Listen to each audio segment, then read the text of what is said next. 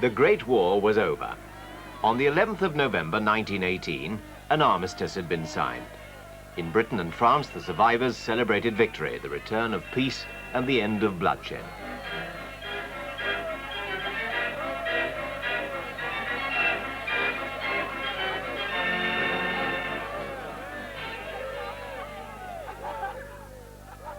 They'd left behind the nightmare lands of death and destruction created by 4 years of war. The cost of those years was almost beyond imagination, but somehow, somewhere, that cost would have to be counted. And the defeated would have to pay the price of peace.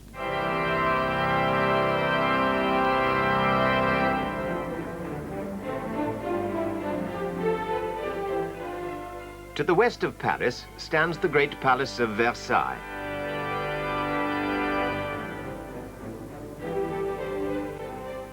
It was here that the peace treaty with Germany would eventually be signed.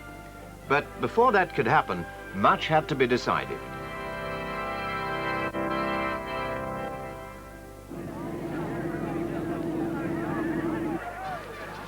In January 1919, 2 months after the armistice, the delegates of the victorious powers arrived in Paris for the peace conference to draw up the terms to be offered to the defeated countries. In all, the representatives of 27 nations attended that conference.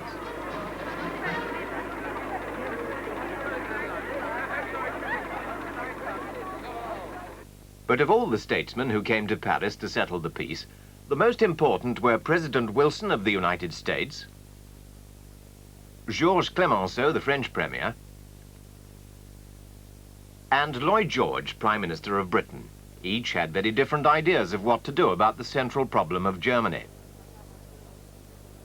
Clemenceau, like most Frenchmen, knew what he wanted out of the peace: revenge, reparations for the damage the French had suffered, and guarantees that a similar war would never, could never happen again.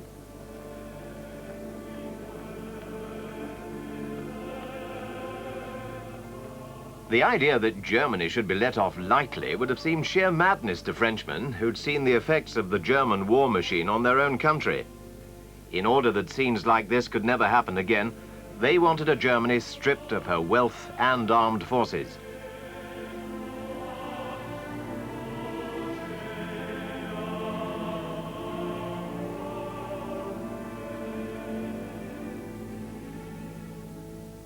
In contrast, Woodrow Wilson appeared to promise a just and lasting peace, not punishment. Europe acclaimed him as the great and good man from the New World.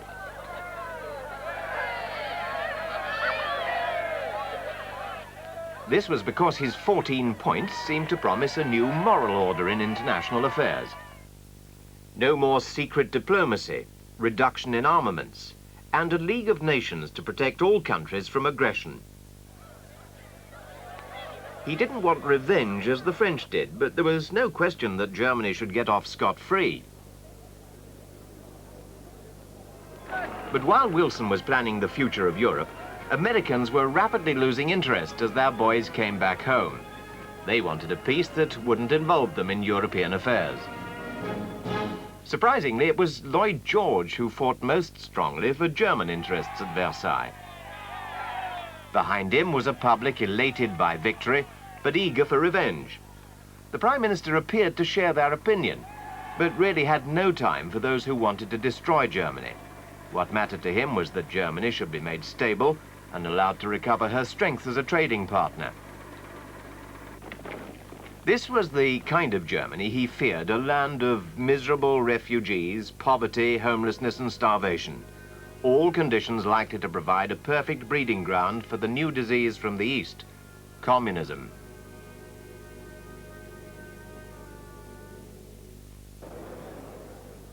In Berlin, his fears had already been realized. A communist revolt had broken out there in early January. While the leaders tried to rouse the mass of the people, armed communists occupied key public buildings.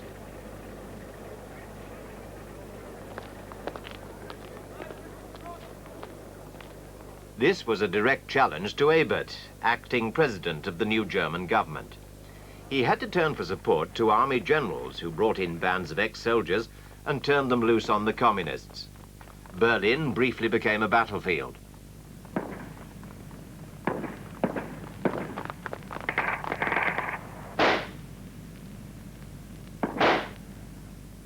Within a week, the revolt was crushed.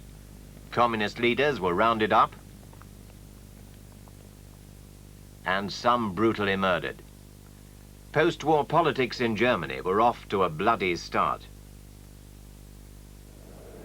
Meanwhile, in Paris, whilst the German government was squashing the threat to its own existence, the Allied leaders were arguing their way over the whole future of the German people. Under their hands, the map of Europe was drawn and redrawn again.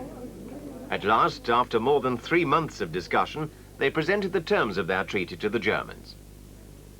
Germany lost land in the east, the west, and the north. In the east, the most important of those losses was the wide strip of territory given to the newly independent Poland, separating East Prussia from the rest of Germany.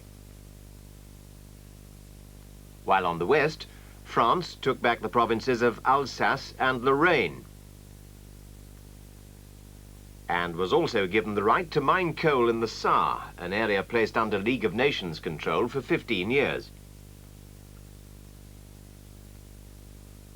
To protect France, Germany was forbidden to station soldiers in the Rhineland, an area which was to be occupied by Allied troops until 1935. It was not only the loss of territory which Germany resented, but also the fact that Czechoslovakia and Poland now contained large numbers of Germans.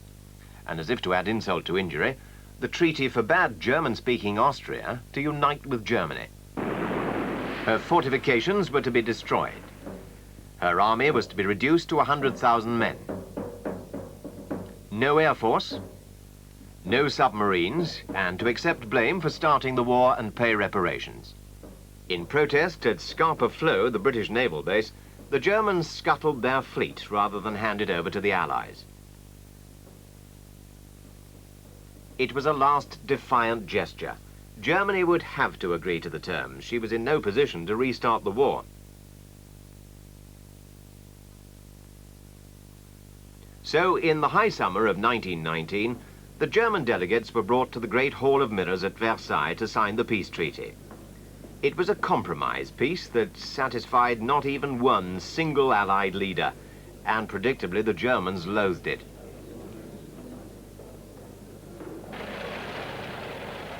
Inside Germany, the people had been faced with difficult political choices. The communists had already tried and failed to wreck the government. Other parties suggested a variety of ways of dealing with Germany's problems. But when Ebert became president of the new German Republic in August 1919, he found himself facing other threats.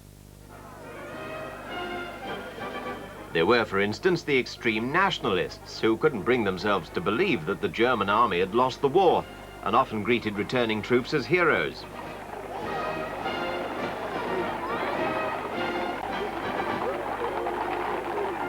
They'd already blamed the government for signing the armistice, and now they blamed them for signing the shameful Treaty of Versailles.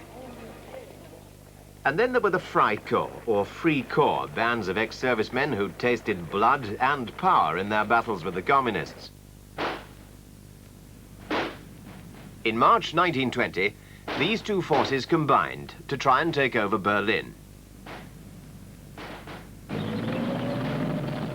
The army refused to fire on the Freikorps, who were only defeated when the workers of Berlin went on strike and refused to cooperate with the rebels. Political extremism seemed to have become part of everyday life. And then there was the vital question of reparations. In 1921, the Allies were still discussing how much Germany should finally pay. Aristide Briand, the French Prime Minister, wanted a definite sum to be fixed quickly, and Germany made to pay.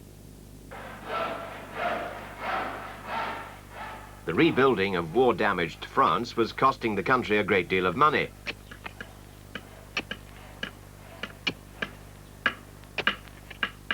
Why should the French be taxed more heavily to pay for all this, when the money could be squeezed out of Germany?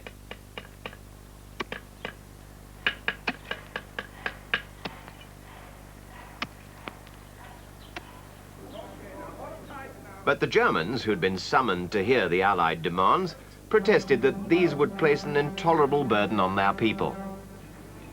They'd argued that the Germany to which they were returning had suffered poverty and unemployment in the years since the war and couldn't afford the vast sums demanded by the Allies.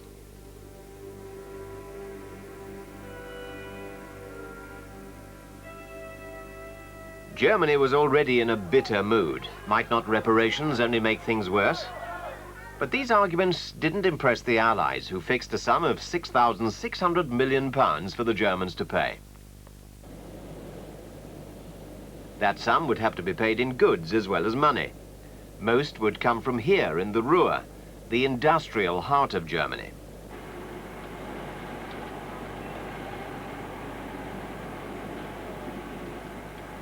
But at the end of 1922, the Germans fell behind with their payments, and Raymond Poincaré, the new French Prime Minister, decided to act.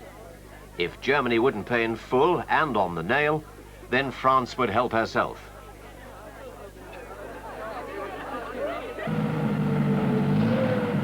So, on the 11th of January 1923, French and Belgian troops entered the Ruhr to force the Germans to pay up.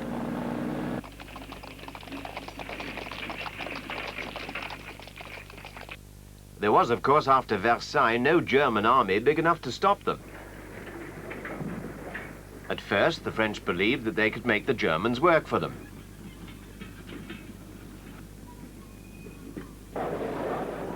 But suddenly, German politicians and people were united in a common cause: hatred of the French. And huge protest meetings were held all over Germany. Workers in the Ruhr refused to cooperate with the enemy, and the German government supported the strikers. Germany's industrial heart stopped beating, and the goods trains, which should have been carrying German wealth to France, lay idle in the sidings.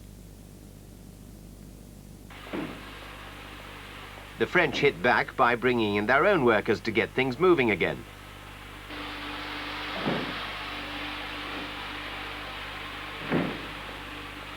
Their attitude towards the Germans in the Ruhr began to harden.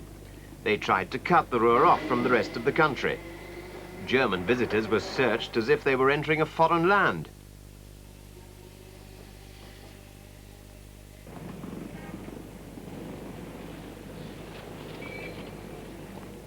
They deported the leaders of the passive resistance, German officials, and even the police. The result was violence. German workers had been killed in riots at Essen in March. Their funeral was turned into a vast demonstration of protest. Hatred grew. Germans began killing French soldiers, and at the funeral for one of them, tempers flared into acts of brutality.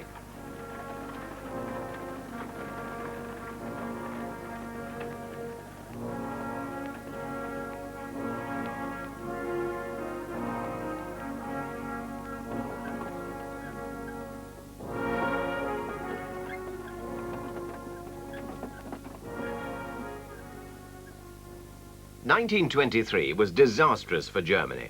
In that year, the great German inflation reached its peak. For some time, the value of the mark had been dropping, and as the value of the notes decreased, so the amount of notes needed to buy things grew.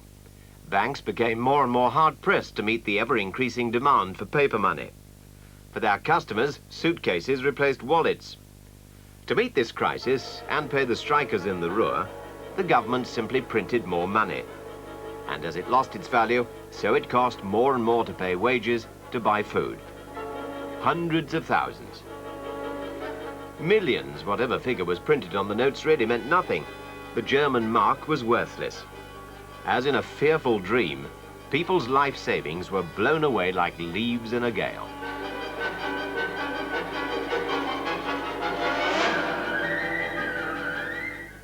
As Germany slid towards disaster, Gustav Stresemann was appointed Chancellor.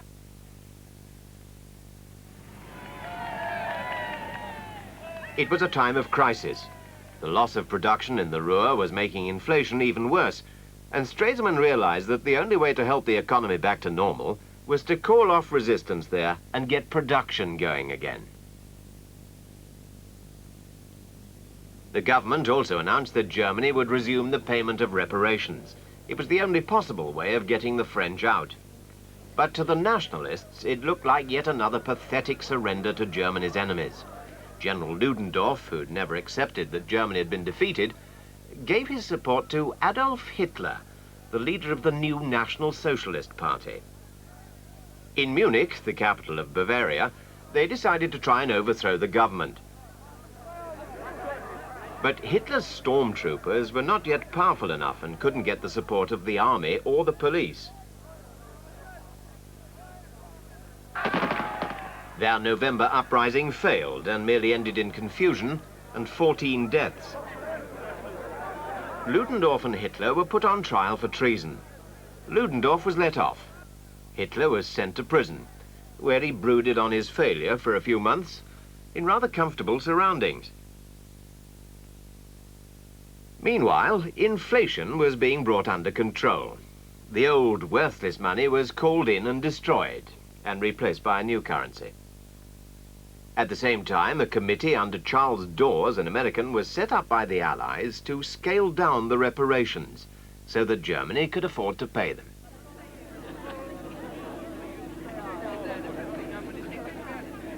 The German leaders came to London in 1924 and agreed to accept the Dawes plan.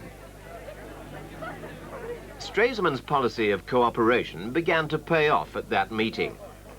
The French agreed to pull out of the Ruhr within a year. Their occupation had been unpopular with their most important allies, especially Britain, who'd refused to support their attempt to humiliate Germany.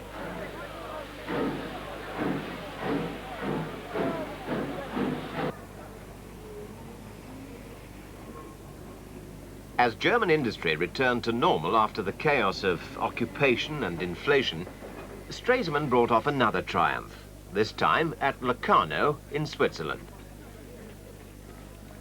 Under the Locarno Pact of 1925, France, Belgium and Germany agreed to respect the frontiers between them, and Britain said she'd support any country that was invaded.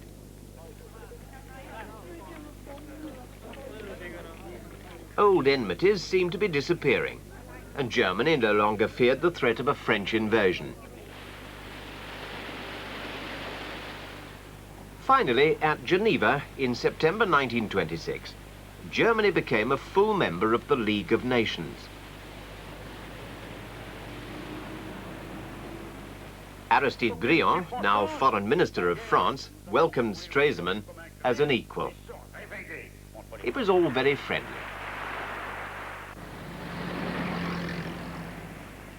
By now, life in Germany appeared to be returning to normal. The Germans relaxed.